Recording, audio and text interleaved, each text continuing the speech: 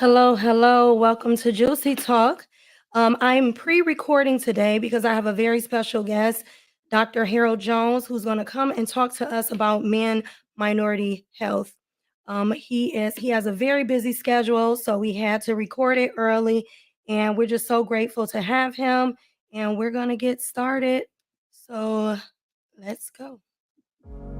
Welcome to Juicy Talk with your host, Juicy. Live Thursdays, 8 p.m. Crucial conversations, special guests, love, relationships, and healing together.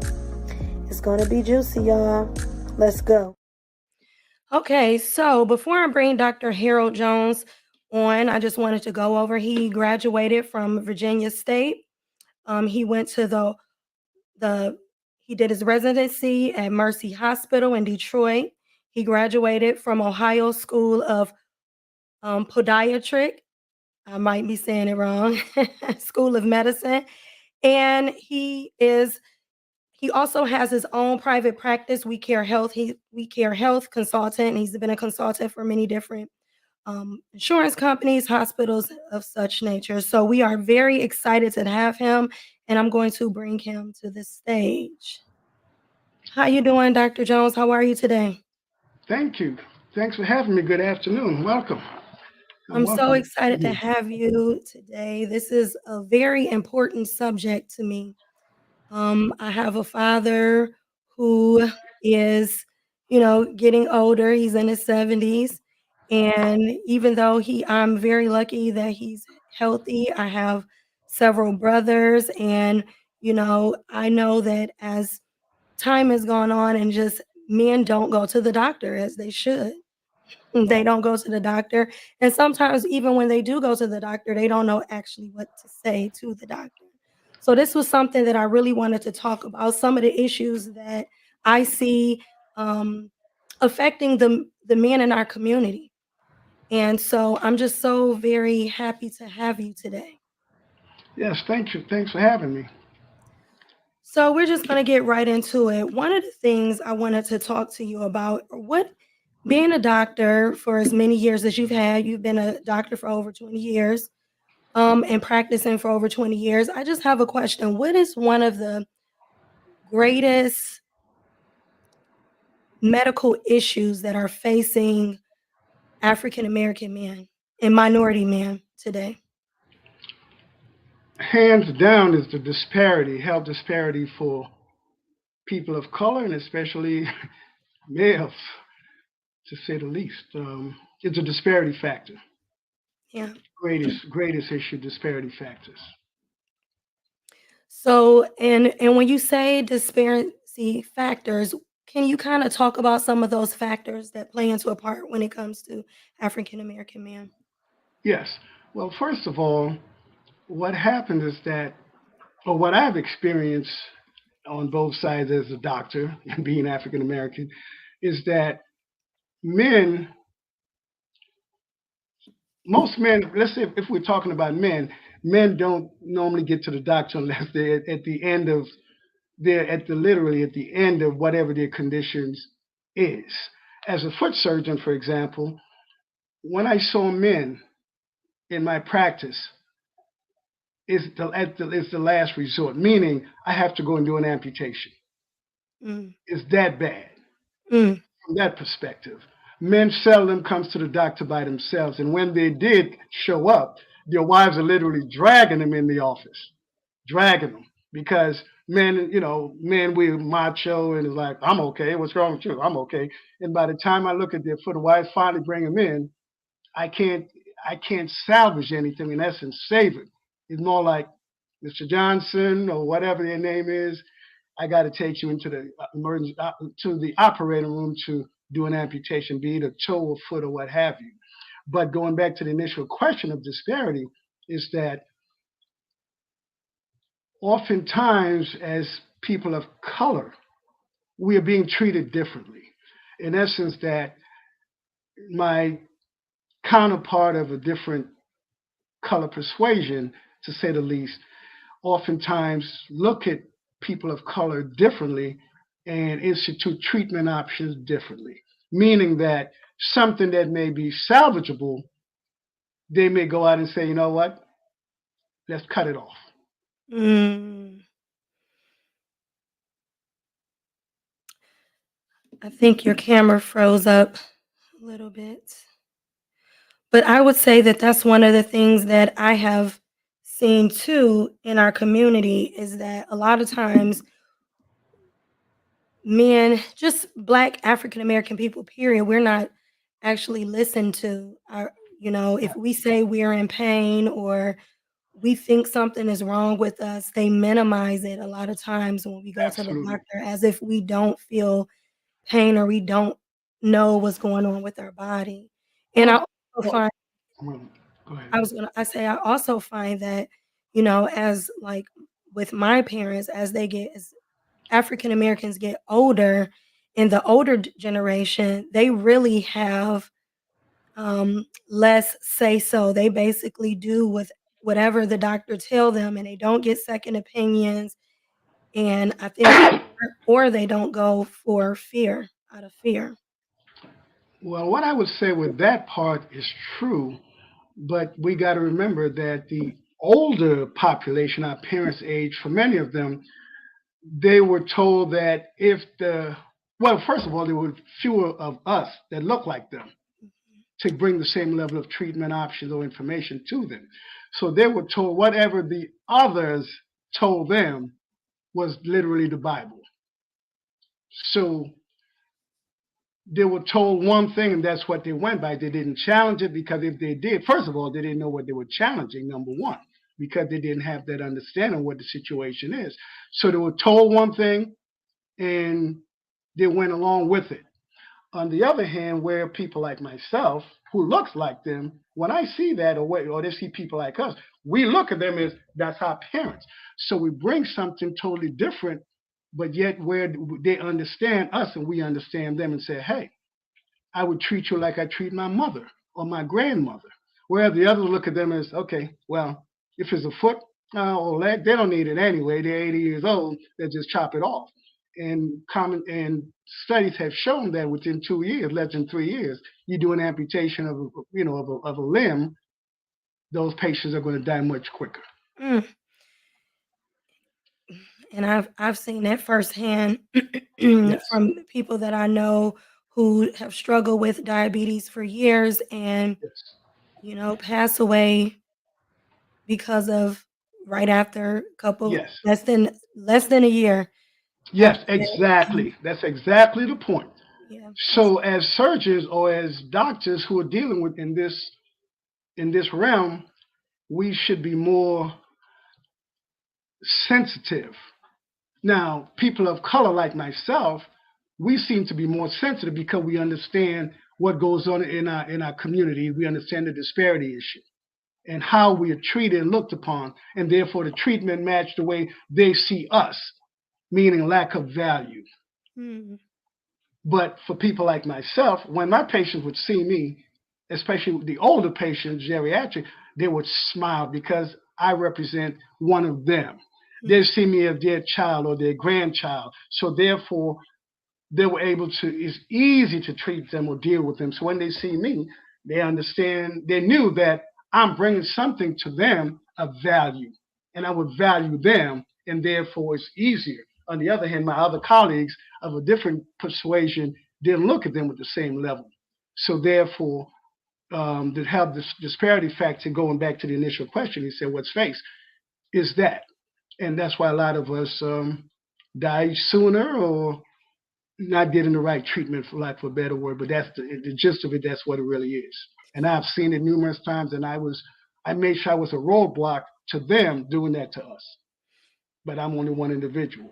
is that lack of empathy, or is that us not knowing the right questions to ask, or a combination of both? Well, it's a combination. It's a multifactorial. One is their lack of empathy because when we look at how we are treated or viewed by the other persuasion, it's always lack of value, of worth, of what how they view us. Their perspective of us employs the treatment plan that they're going to use to save our lives or lack thereof. And what they're going to offer to us is not always the best plan for us or the black best plan, period. But because they lack value in how they treat us, then the treatment options oftentimes are like that. And I could write a book about that, of Yeah. how many times I have intervened and blocked others, surgeon to surgeon, Mm. of what they wanted to do to one of our people versus what was the best option. And me, some call it arrogance, some call it whatever. I stand on what I stand on, and I made sure it wasn't going to happen. I had a situation, and this is probably the first time I'm putting it out there openly. I had a situation, one of our geriatric patients, older patient, family, had a lot of family members, always surrounded them, love, family, reminded me of my own family. And one of the big name vascular surgeons in town at a very highly reputable institution says to me, we both were consulted on the case, and she just needed a toe amputation because Mhm. that's what she needed. But I wanted to make sure her circulation status was good. So I had the vascular surgeon take a look at her, make sure her circulation status was good.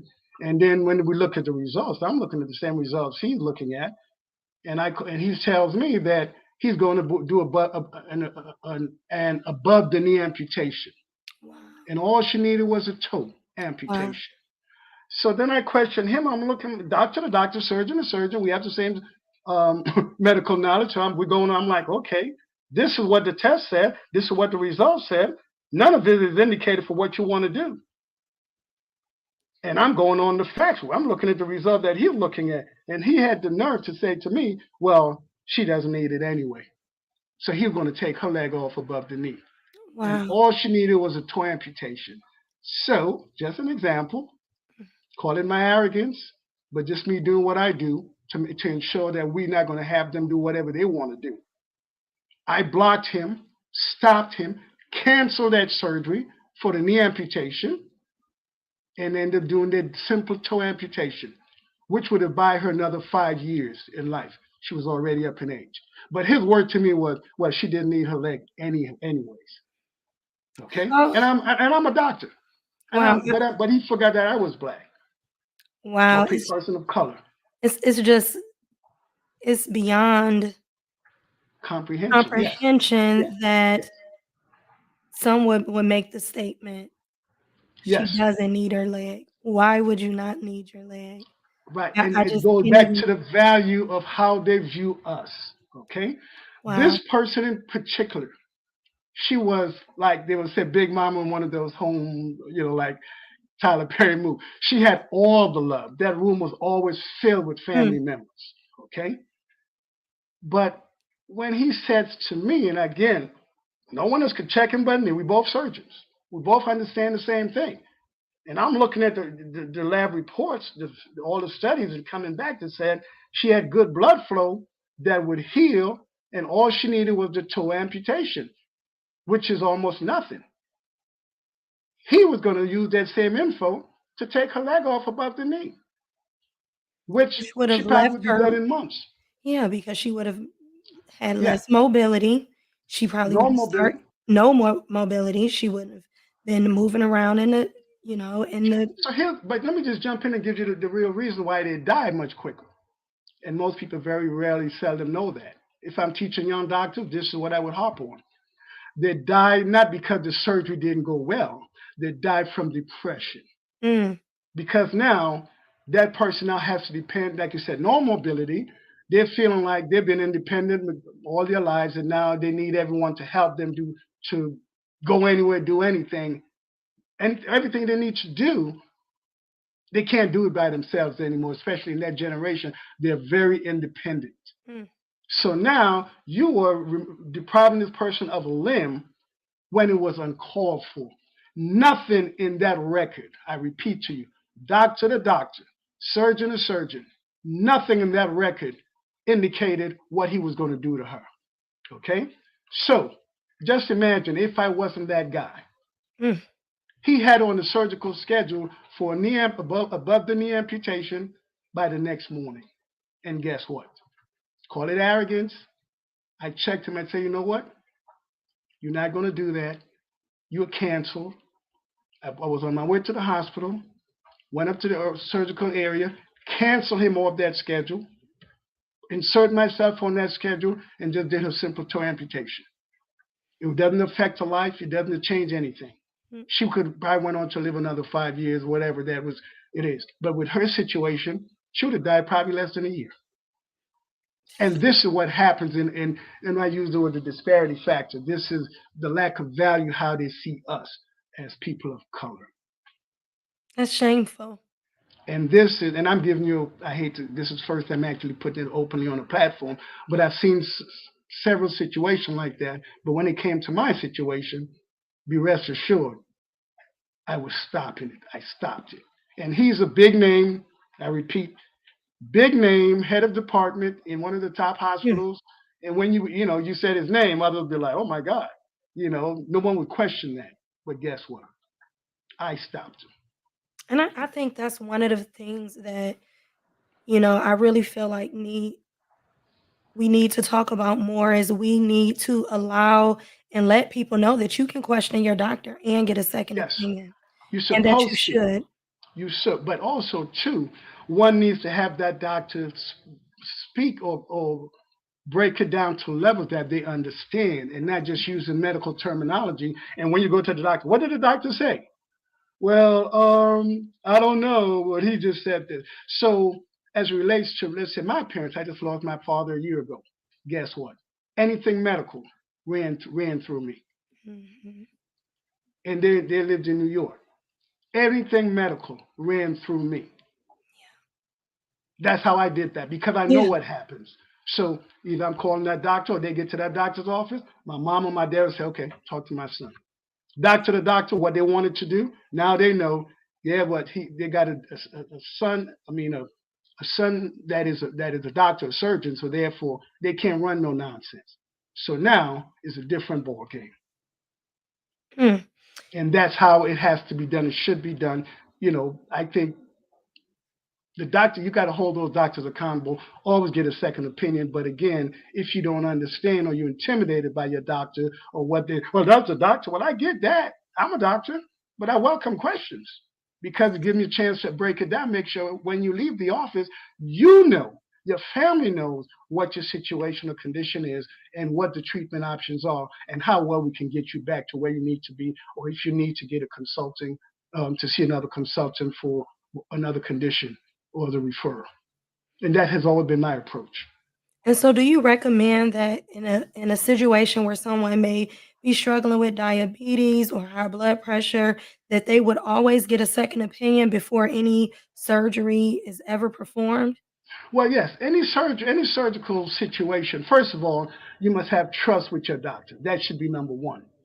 If you do not trust your doctor, just like if you go to court and you didn't trust your attorney, then it's time for another one, right? Very true. So that has to be number one. Trust has to be.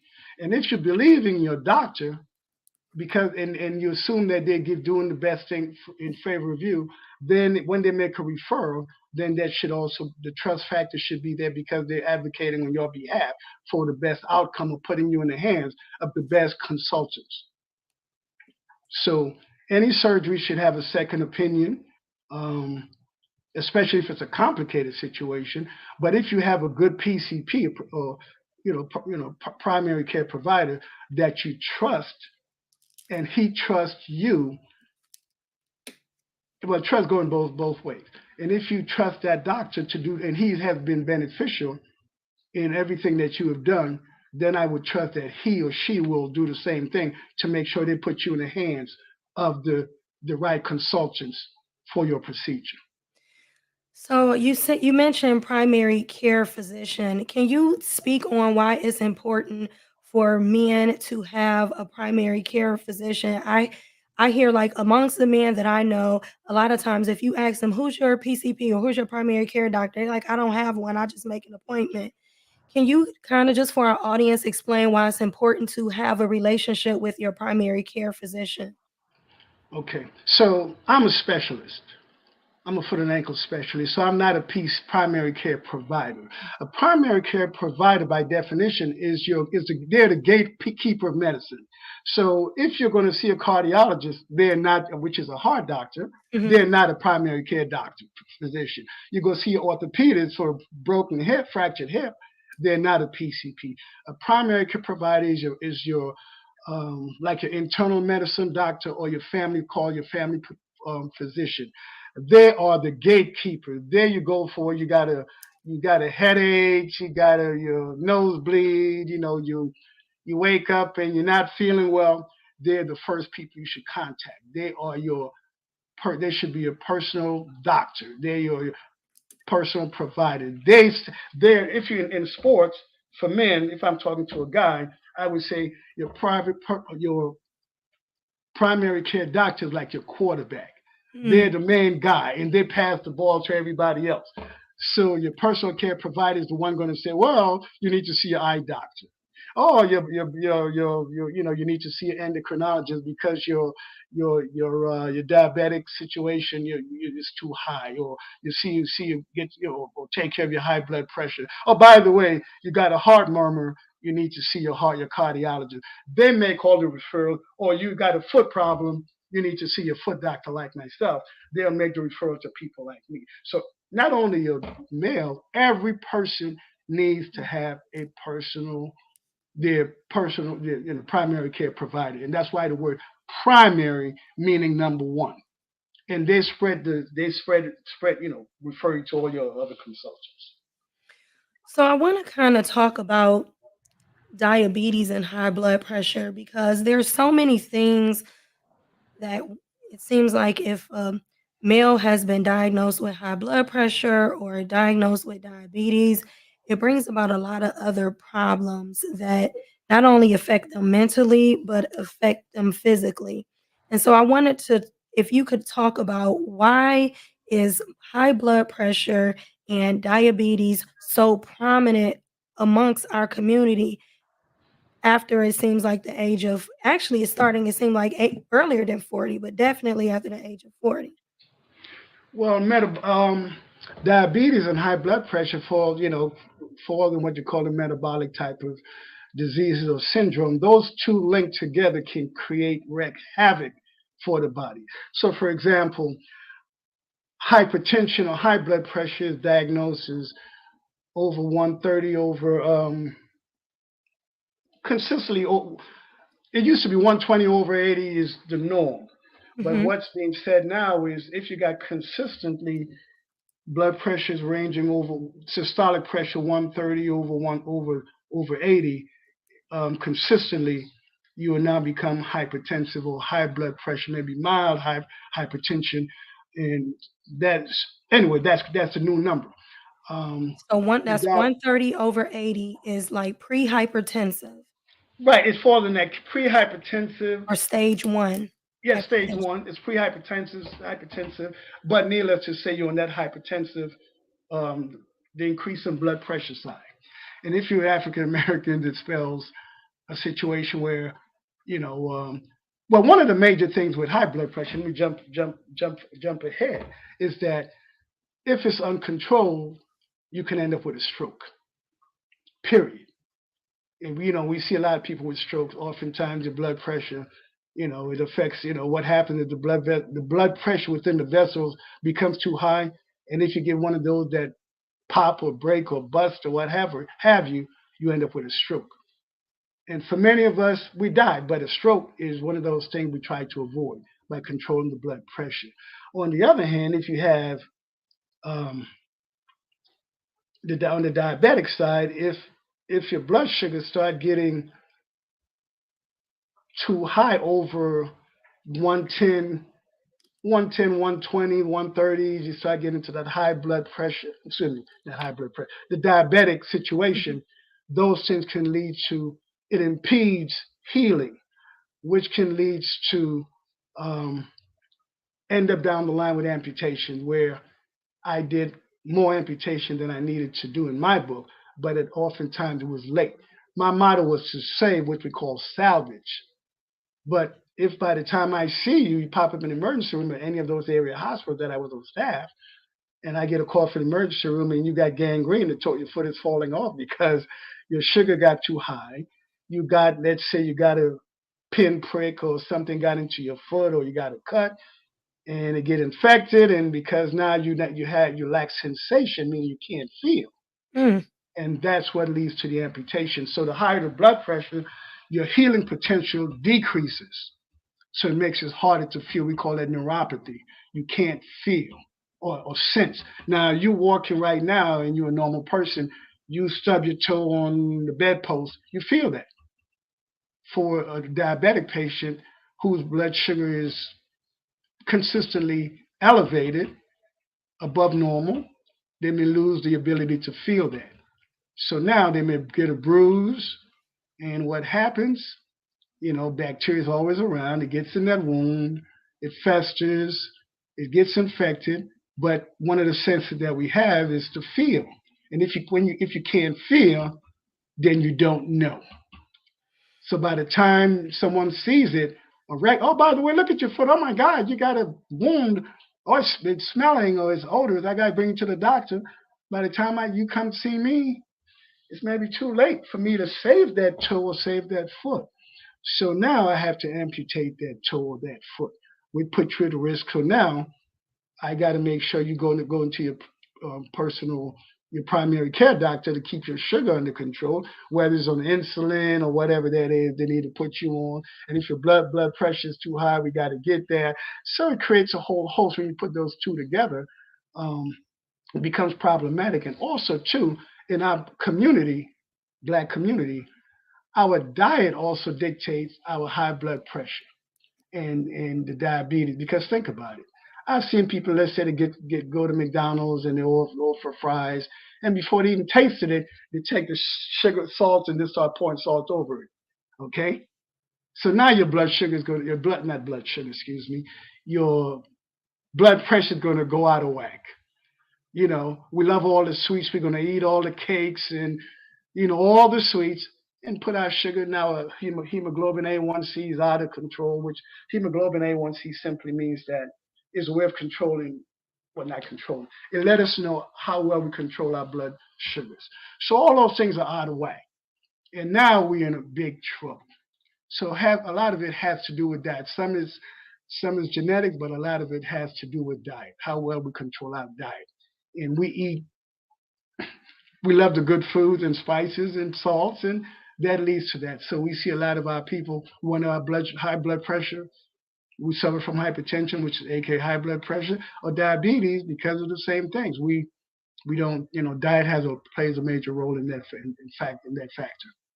And so when it comes to high blood pressure and diabetes, what are some of the early signs that people may notice, like before it becomes a problem, but some of the things where maybe it's still in the stages where it could be corrected if they pay attention? What are some of those early signs or of high blood pressure or those early signs of, diabetes? Well, for hypertension, aka high blood pressure, it's called the silent killer. It's silent. You don't really know you have high blood pressure. That's the problem with high blood pressure. It's hard to say give a sign because it's silent. You don't know it. It's always present asymptomatically, meaning there's really no true symptoms Mm. until you show up at your doctor and find out your blood pressure is extremely high. You may have issues, but there's nothing to point to. Oh, you got high blood pressure. It's called a silent killer for a reason because it is asymptomatic from that perspective. Whereas for diabetes, you may have frequent urination, thirst. You're very thirsty, oftentimes, that kind of thing. So it can point to that. That you can say, well, maybe you're going into the diabetic situation. Again, the polyuria or polydipsia, the medical term we call for that. So that's a little bit more signs that we can point to that. And it's easy to diagnose that, that part. But as it relates to high blood pressure, it's silent. It's almost asymptomatic. Mm. So So I hear a lot of, like when I have my women's circle, right? And we talk, and a lot of times when people talk about, their husbands and different things when it comes to help, they talk about erectile dysfunction. Yes. And, a lot of, and I just want, if you could touch on or speak on erectile dysfunction and high blood pressure and the correlation between the two, if So there is any. yes, I looked at the numbers. Is there every year there are over 3 million um, men that are diagnosed with erectile dysfunction, aka impotence. And what that simply means is the inability to maintain firmness during intercourse. They may get it for a quick second, but it's hard to maintain. So, and that's a high number, 3 million people. It is. Now, I mean, well, 3 million people, 3 million men a year on Yeah, top of what's it already there. Um, the blood pressure controls flow. Erection is blood flow. Let me kind of put it gently. Blood flow is important for an erection. So if you have inadequate blood flow to the genital area, that will impact the infection or the ability to stay firm. So now the going back to the initial question of hypertension, high blood pressure. So now you have high blood pressure. The blood vessels are going through issues.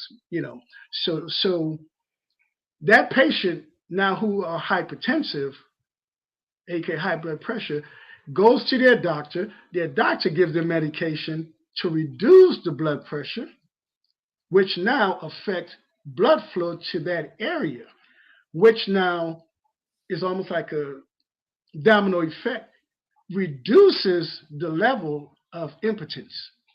So now, if I had to sum it, so it's a domino effect. So again, high blood pressure. Put it in layman terms, Okay, I'm please. trying. Okay, so in layman's, it's a This domino. this this is Okay, the crucial conversations. You can keep it okay, all the yeah, way real. yeah. It's Okay, a all late right. I've night tried to show. be right. So okay, so the high blood pressure. Now those patients are on medication to reduce their blood pressure, right? Hmm. Now that high blood pressure now affect the ability will reduce or affect that patient ability to stay firm or to maintain an erection because if blood pressure increases erection, right, and you're reducing the blood pressure by the medication, now the erection goes, I mean, you can't maintain a erection or even get one. So now you have erectile dysfunction. You look Okay. puzzled. Let me restate that. No, I So, think I get what you're okay, saying, let but me say say it it again. again though. Okay, so blood pressure is important with a man maintaining an erection, right? Hmm. Adequate blood pressure, not the extreme blood pressure situation that will make you get a stroke. Because now the pressure in those vessels are so powerful that it will, can make you get a stroke and everything else. So now you go to your doctor. Now you're saying your doctor's saying you're hypertensive, meaning you have high blood pressure. So they're going to put you on medication to reduce the blood pressure, right? So it's lowering your blood pressure. It's making it low. So as you reduce the as the blood pressure reduces, it now affects your ability to gain an erection. The Mm. medication is doing that now. Mm. So now you can't, I won't say you can't, it makes it extremely difficult to gain an erection because the medication now you're on is also doing that. Mm. So high blood pressure is the bad thing for men because you cannot maintain high blood pressure and The low without blood. medication, or else you will die. You will end up with a stroke or subsequently die, right?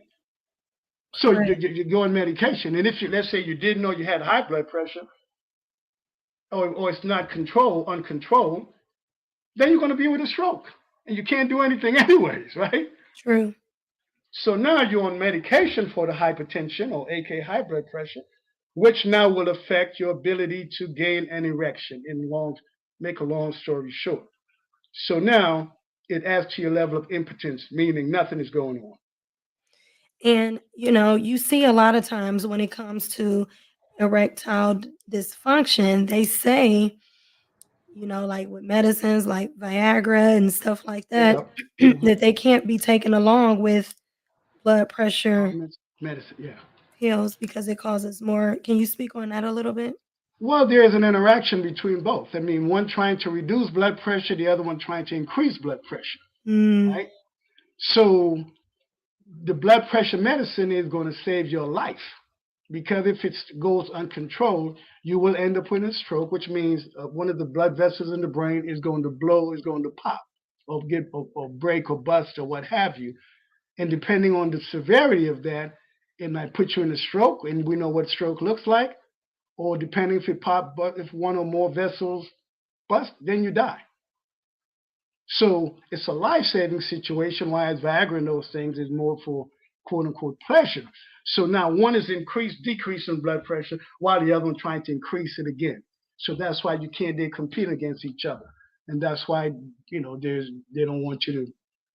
It's not recommended to be using it while on high blood pressure medicine, that kind of thing. What is it that causes, like, so let's just talk about the man that maybe is not battling with um high blood pressure, but he is still having erectile issues. What are some of the things that causes erectile issues in men as they age and get older? Well, age is one of them, and as we age, the testosterone levels start to decrease. So, alcohol is also something that smoking, alcohol, they also affect the vasculature, I mean the blood vessels, which again, everything has to do with blood flow. So, inadequate blood flow, or let me back up. Good blood flow will help with erection. So, as we age, like I said, the testosterone level also starts to diminish. That's why you hear about testosterone therapy and all the other supplements to aid in therapy. But if you, as we age, that's just a normal form of aging. Those things is going to wither. It's going to fail. It's going to get weaker. And not, we're not getting stronger as we age. We're getting weaker. So Yeah. things start to diminish. So the testosterone level is one of the big things. Besides the blood flow situation that we've seen in hypertension, um, testosterone level is one of the major issues. That level start to diminish. So either we need testosterone replacement, or we do it with supplements, or eat better. But if we also smoking and heavy alcohol abuse or usage also will diminish that. But ironically, I started to see young guys, I say under 40 in my practice at the time, in their 30s. They come in for a foot issue, and I'm not a primary care doctor. I'm a foot and ankle specialist. I can give medication for just about anything, but I'm not treating that, so therefore it's not uncalled for. But I could give you samples, and guys would come and say, "Doc, to whisper to me, hey, Doc, by the way, do you guys?" And I used to practice in an office where it's with a primary care doctor, so Mhm. we had all the medication samples from the pharmaceutical reps, and guy would say, "Hey, Doc, by the way, you know, I'm having a little issue." And I'm like, okay, I just took care of a few. What issues you having? And they're like, man, a little shy, but I'm having a little issue down there, man. You got some samples of Viagra, anything in the office? Give them a couple samples, you know. But in their 30s, Mm. shouldn't be having those issues. But for some, it started in their mid 30s. And maybe heavy alcohol, drug use, smoking, those things will also affect you. They're young enough to still be able to not have erectile dysfunction, but sometimes lifestyle also can create those issues sooner than normal. So that kind of leads to my next question, because I was going to ask you, a lot of times with marijuana being legal, recreationally legal now, and men are partaking, men and women both are partaking in, marijuana use. and they're starting off a lot younger. So we're talking about like maybe you start smoking weed in 14, 15 years old. Now you're 40. Is this one of the things that can cause like erectile dysfunction of just constant marijuana use? Marijuana has and I'm not the expert on that, and I'm not sure how much research has gone into that part. What I do know for sure medically, alcohol and smoking, drug abuse. I'm not sure because you got CBD, there are a lot of claims of what CBD can do or THC within the marijuana aspect. Medically, I don't have all the knowledge based on that level of research or how much that helps. What I've known about marijuana, they have always been stated as it was a gateway drug to other drugs that can create those other issues. So now that is becoming quote unquote legal. Alcohol is legal, but alcohol in and of itself creates other issues for other health issues, like I just alluded to. Can be a detriment to certain aspect of your health. So the marijuana part of it, I can't speak professionally as to all the claims that marijuana can do, but I'm sure there's some level of effect. I'm not sure pros or cons, the true benefits of what that does. As they grapple with what is or what isn't in terms of the legality and the medical aspect. I mean, I've heard where I've spoken to some doctors who deal strictly with that. They talked about it having glaucoma and eye issues and some of those things. The sexual part, I can't, or the erectile dysfunction, I don't know the specific, to be honest, benefit or lack thereof with using it, how that helps with erectile dysfunction. Some may say it does, some may doesn't, but I don't know the level of research Mm, to I'm offer. just curious, and I just was curious if it's, because it seems like it's an increase. You just said with marijuana use, and then you mentioned, 3 million men or even younger men now are It's coming saying that, you know, it's. I mean, I think it's a there's a multiplicity of factors. I don't think mhm, there's any one thing. okay. Um, as we age, like I alluded earlier, testosterone level is a problem that diminish. So Mhm, we're going to start to lose some of that as we age.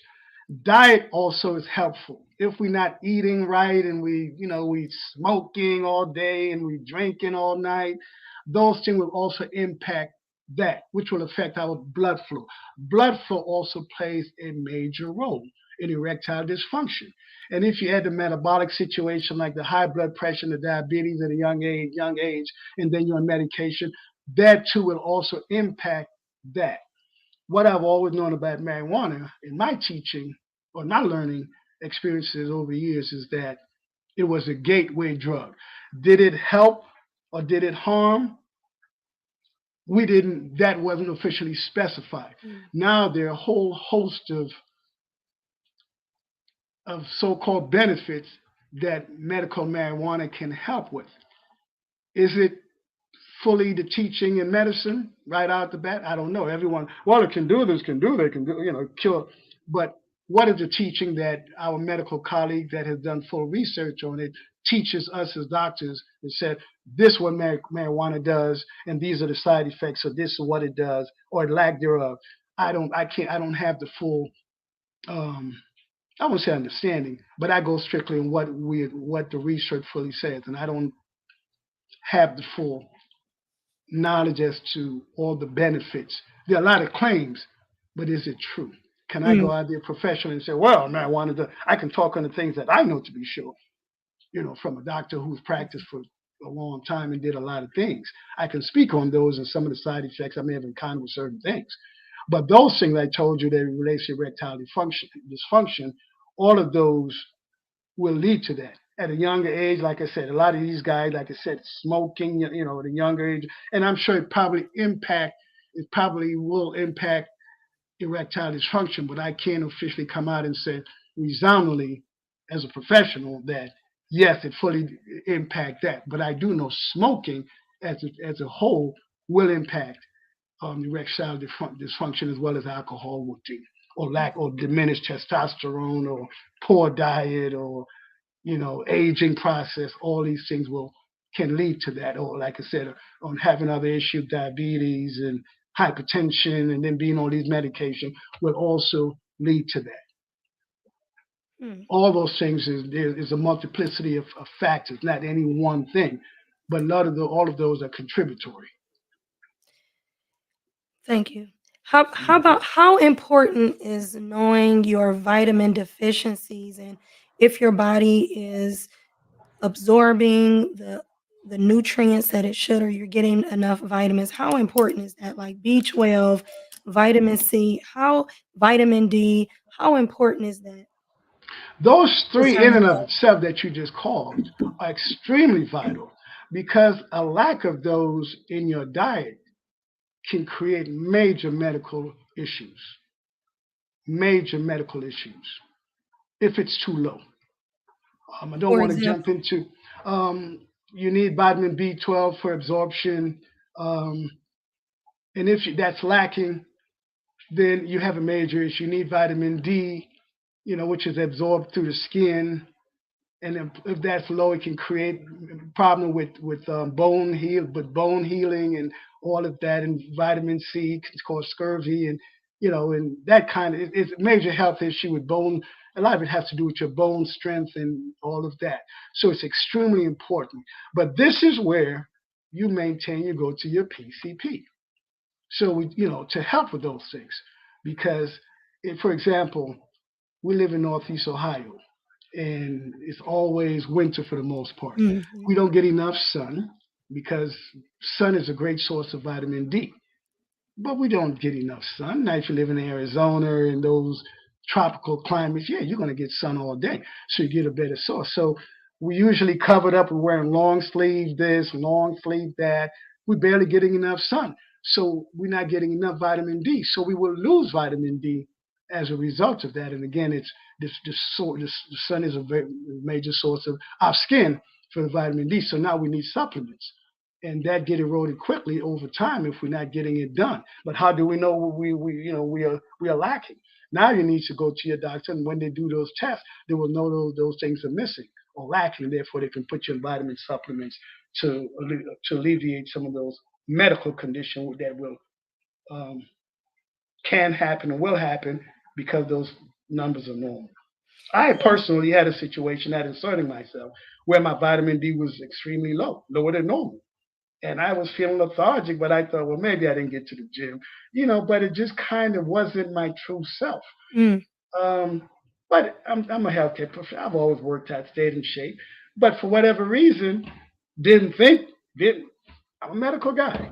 Didn't realize then when I went doing my normal, I maintained my doctor's regular, just annual checkup and running numbers, random my numbers below, I repeat, below the abnormal levels. Yeah, I just Sub, had a similar sub. situation where my vitamin D was very low, and I found out that just as African American people that we don't absorb vitamin D As as well. well, Yeah, and it actually made a complete and total difference yeah, in just my attitude, how I yeah, was feeling, my yeah. energy levels, Exactly. just taking and I mean, my vitamin D was, like, extremely low. Mine was too. It's It's like just not asserting myself, but just to give you an example, was below the norm, was subnormal, which I didn't. Again, I was sort of lethargic. I mean, just like you were talking about, yeah, but I didn't really know. I would never thought about. I wasn't thinking about my vitamin D levels. And again, I'm professional. I understand how all those things work and what they can lead to. But as a result of that, I was just, when my doctor did say, by the way, doc, your your vitamin D level is this, and again, I know the numbers. I'm like, wow. So immediately put me on supplements, and within 3 months, I was back to normal level. But now, as part of my norm, I make sure yeah, I maintain vitamin D and make sure I keep all those other supplements, going. So yeah, therefore, I'm not, and I feel 1,000% better. But I didn't realize. I just knew I wasn't quite myself. yeah, But again, and I'm professional, so it has nothing to do with your level of professionalism, even you're a medical person. It's just that those things creeps up on you. And again, person of color, we don't get enough sun. I'm not out there in the sun. I'm not exposing myself to skin cancer, none of that, myelomas and all those kind of things. So, you try to be concerned about that, but then you harm yourself by not doing. So anyway, supplements was able to help me get back on track in a short period. Yeah, vitamin D is very important. I just Yes. like even my son, he was kind of like, "Oh, I'm so tired." And I was like, "You need some vitamin D." He was like, "Ma, I start taking vitamin D and I feel like 100% better." Yes. He's in the Navy, he works out See. all the time, Hmm. but he needed vitamin D. He live in Yes. Virginia, but he still needed it. Yes, So, and that's the key. We are not exposed to the sun long enough for our bodies to give us the recommended dosage that we need. And therefore, over time, it continues to erode because if you're not getting supplements and the sun, which is the natural source of helping it, helping it to develop to our skin, isn't being as functional, then henceforth the lack thereof, and for many of us, that will lead to that. so, can you talk about a little bit about how often you should get your prostate checked and how often and the issues surrounding the prostate and why it's so important to get your prostate checked? So prostate for men is extremely important. Now, it should be checked, I would say, annually by your doctors. I mean, whether through the PSA, but I think a physical, I mean, again, that's not my area of expertise as a physician in that area. But my understanding is that um, prostate, whether the PSA is just a blood test, but a prostate should be done, to me, as an annual exam. The prostate should be checked. Digital rectal exam should be checked, I would say, annually. Um, Now, I know that's not happening. right. in our And in our community, I know like that was my next question was how often you should get a rectal exam. And there's a difference between a rectal exam, which my understanding is supposed to be done annually at your with your primary care physician, at your annual checkup. And then right. that's the rectal exam. And then there Before one thing, it should begin and I didn't say, I should have said that. It technically begins at the age of 45, your first one, assuming there's no family history or familial history of a prostate cancer. So the age is at 45 for men. 45 years old should be getting your prostate checked. Yeah. Then initially the first one, Hmm. if nothing else, it should be the first one. And then Um, every year after that? um, Let me back up. That's a colonoscopy. The prostate should be checked, like I said. Well, every year it should be checked on a physical exam. Some people don't want a digital rectal, but they can do a PSA, which is just a blood test. But the physical exam, digital rectal, gives you more. The doctor can feel it, whether it's enlarged or what have you. But for the men who not too happy with getting a digital rectal exam, at least they can do the PSA for starters. And if that's elevated, it gives the doctor something to go on. But yeah, So just so I'm clear for the audience, rectal exams should be done, digital rectal. digital rectal exams should be done I would annually say at your yearly. I year. believe, yeah. I believe the doctors. I think and again, that's not my area of expertise, but I believe it's annually for doing their annual physical exam that they do a prostate um, digital rectal. And that should start at that's Age 45. at 45. And Age then 45. The first one. for colonoscopies, you should get a that's where they check with the camera with your colon. Now, let me back up for a second. Let me back up. Let Okay. me, let me, let me back up. Excuse me. The colonoscopy, because they both kind of run the same thing. For the, let me go back to the prostate. The prostate should be checked annually at your annual exam. That should be checked for a male. period, especially start to get in their 40s, 40, 45, should be checked annually just to make sure nothing changed. For the colonoscopy, the first one should be done at age around 45, age 45. That's where that is. Just to make sure as a baseline, there's no issues. Okay. Just And that to say both. Yeah. and so should the prostate like annual exam starting, when you're sexually active, or is this something that should actually doesn't you don't need to get your prostate checked until you're over 45? Oftentimes, and again, I'd like to make sure I put that out there as I'm not the I understand it, but I'm not the PCP guy, the primary Mhm. care or the urologist, because oftentimes these things are changing. They're moving the goalpost of how soon they want to do certain things. Mm. Some say maybe 45, some maybe move it to 40. But the average sexually, let's say in your 30s with no issues, they're not. I mean, I think they can do it, but I'm not sure if they actually how they may opt to, because some guy may be like, well, doc, I'm not having any issues, so they may opt just to get the blood test, the But you PSA. should definitely be getting the PSA test done I say at at least your by annual 40. checkup. Well, yeah, they should at least be checking once you get, especially if you have family history of cancer, especially prostate cancer. They may start a little earlier. But if you just the average 25, 30 years old, I think they kind of get past that. Um, but once you hit 40, they get more hands-on with, okay, you need to get your prostate checked. But I'm not sure where they've moved the goalpost in terms of how soon. But definitely, if there's a history of cancer or prostate cancer in the family, they start much sooner in checking to make sure that they cap. It's just like women with breast cancer; they start sooner as opposed to if there's family history. Family history means a lot. Yeah. So if there's a family history of anything, we will start sooner in our detection process. But if there's no family history, then we're like, okay, well, there's nothing really to jump on or jump ahead on, so we let it go. And we Okay. can get you on a PSA, but I know in the past, early on, even me, I wasn't didn't want that kind of invasion. So like, okay, let's do a PSA. Yeah. Okay, doc, let's do a PSA. So my But a doctor, well, PSA at least is something that is, it's a blood test. It's a blood yeah, test. and it's something is it something that's in every, annual exam, or is this something that we should be asking for?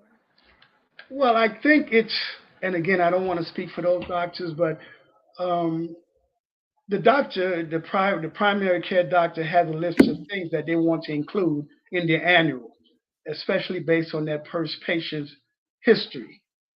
The prostate may be one of them. For the men, maybe one of those things they want to include. Everyone has their own protocol, and depending on the institution they work for, they may have a list of things that at certain age, I don't care what you're all doing, this is what you need to go through. And I'm seeing that more so now than ever. They have a list of things they want to check.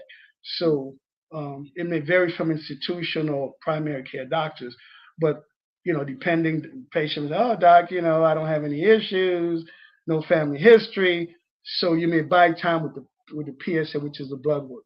But then it gets to a certain point of okay, you're 40 years old now. Maybe I need to do a digital rectal exam. The PSAs were good, but it's not a definitive test to give you that, to tell us. So the doctor may want to say, okay, let's supersede what you're doing and do a digital exam to get more of give us a better exam. Thank you. So I polled my audience, and and they sent me questions to Mm-hmm. juicytalk@gmail.com, and they had questions that they wanted me to ask you. So I want to ask you these questions, and it's a couple. One of the questions was, what is included in annual what should we include in our annual doctor visit for men? So they basically saying, what is it that they should ask for or should be included in an annual doctor's visit? Okay. And I would say male and female, it varies. For the male, okay, so for the average person, The doctor going to go through the full comprehensive eye exam, um, all the blood work, comprehensive blood work, because the blood work will tell us a lot, even when it didn't show up on you, right? So part of that is your physical exam, your eye exam, blood pressure, your vitals, check that. If your blood pressure is too high, then okay, certain numbers, are you hypertensive? Because like I said, alluded to earlier, high blood pressure, aka hypertension, is a silent killer. So if your numbers is extremely high, those things would be um, also give the doctor a reading. Also, again, they'll test your neurological status, your sensation, circulation. Make sure your system, a complete system review. Whether you got neuropathy, numbness, foot exams, all those things.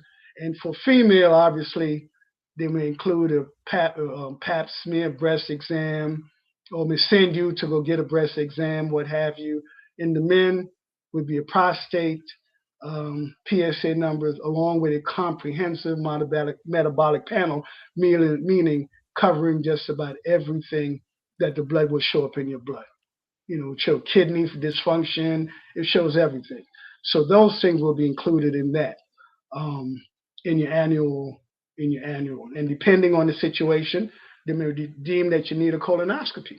Send them a for colonoscopy. Recommend a colonoscopy. So it all differs on where you are based on age and based on family history. So two things will drive your annual exam: family history and your current history, Mm. and also including your age. So those three things will determine what you need to have. So I mean, maybe 50 years old, doctors, okay, you haven't had a colonoscopy in you haven't had now you need to get a colonoscopy, or you haven't had an eye exam in 2 years or 3 years, or pap smear or whatever it is, who knows what. So those things will be included, or breast exam, annual breast exam. So so these things may be recommended, the full workup of everything. And the blood would also show whether you're deficient in B12, vitamin B12, or D, vitamin D, or osteoporosis, or all those tests will be done, and depending on the blood work, those things will be instituted. So a So so a full a complete metabolic panel will let you mhm, know about cholesterol, right, vitamin deficiencies, kidney function, kidney function. Okay. whether you got an infection or inflammatory disease, they'll do a full panel, whether you got inflammatory or arthritic condition like arthritis and all those things. They'll do a full panel that would detect all those other issues. So you may have arthritis brewing that you didn't know, and all of a sudden you may have certain symptoms, but it might be vague, maybe vague symptoms. Mm-hmm. And all of a sudden to do a rheumatoid profile is, oh, by the way, she got some inflammatory disease going on, Mm. or popping up. So although the blood work could also be so doing in depth blood work as well as full body review, um, and all those things Thank you. from head to toe. Thank you. Welcome. This may be a little bit like the previous question. Are there any testings that may be needed or available, but you have to ask for it specifically? Um, yes, there are tests. I will say based on you, the individual, because the best doctors to me are the ones that you communicate with, because we can, if you don't, they said a closed mouth doesn't get fed, right? Mhm. So if you don't tell me what's going on with you, I can't assume what's going on with you. So if you tell me your conditions, and that you feel that something that you didn't tell me, or I didn't detect, then you will tell me, or you say, Doc, or you may say, I need, or this is what's going on. Then I'm going to determine what tests I need to order. So yes, those things are important. You tell the doctor your condition, because you may or may not know what test you need or what's available, because you're not the doctor. But if you tell me the issues or complaints you're having outside of what initially you have said, a patient may tell me most things and neglect the most thing, the most important thing at the end. Doc, by the way, I forgot to mention that this was going on with me. Oh, really? Okay. Well, maybe I need to send you for an MRI. You see what I'm saying? Mhm. So From that perspective, the patient not necessarily tell me he or she needs an MRI, but that condition or that situation that you just mentioned may prompt me to order an MRI So or be whatever test transparent. available. So it's Excuse me? important. I said, so it's important to be transparent with Yes, the doctor. yes, because we can't guess what's going on with you. Yeah. So you have a child, and you may think for the most part when that child was hungry, so you will feed him. But he may be hungry and want something else. But if he didn't tell you, you don't know. You're just going on what you think is, and he might be hungry like, Mom, I'm hungry. Now you know he needs to be fed, Mm-hmm. as opposed to going on what you think is his time that you need to feed him. I'm just saying. So if you don't communicate with your doctor or your lawyer what ails you, we don't know. Oftentimes we may have to pick it up from a blood test, but only you know. No one knows you better than you. That's true. Be So you your come, best advocate. You are your best and advocate. absolutely, you just said it. That's the key in medicine. You must be your best advocate, and also, if you are not in a position to be that, then your loved ones should be that. Your spokesperson should be the one to be your best advocate for you. That's good. So now you can communicate that to your treating provider. Okay. And are there any key things men should ask their doctor during an annual checkup? So your doctor so just like for the people who are in finance, you talk to your advisor about your investments and how much money you want to invest in and buy and sell and whatever you may want to do. Guess what? Your investment is your health. Hmm. So you should be able to ask your doctor anything. So now they can be your best advocate to help you invest in your health, in your life. We don't know. We can only go as far as you allow us to go. So if anything that you need to ask, but it comes down to initially trust. True. As a female, when you go to your OBGYN, you exposing yourself to this person. You tell them all the most intimate things that goes on, and they're going to ask the intimate questions.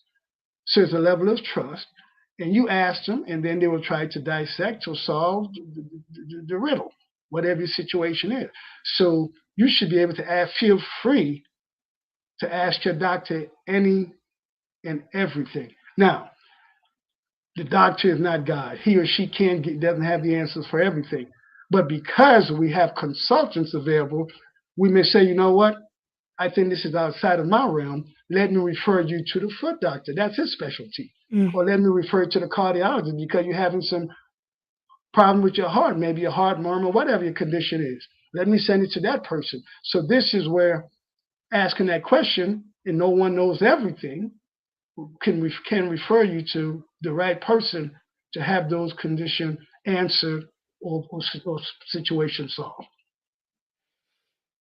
Awesome. Thank you. And the last question we already covered, which is explaining how important a primary care physician is, but we already touched on that.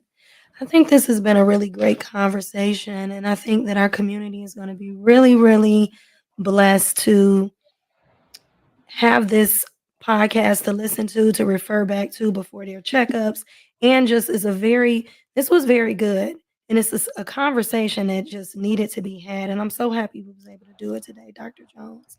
And I Thank you. appreciate you. I would love for you to come back when your schedule frees up a little bit so Sure. we can do a Q&A and we can have people come on and they can ask you questions that they may have. So I thank you so very much for taking the time out your day to come on my platform so we can get this information to the community. Thanks for having me. I hope it's helpful, and maybe next time I'll be able to do it live.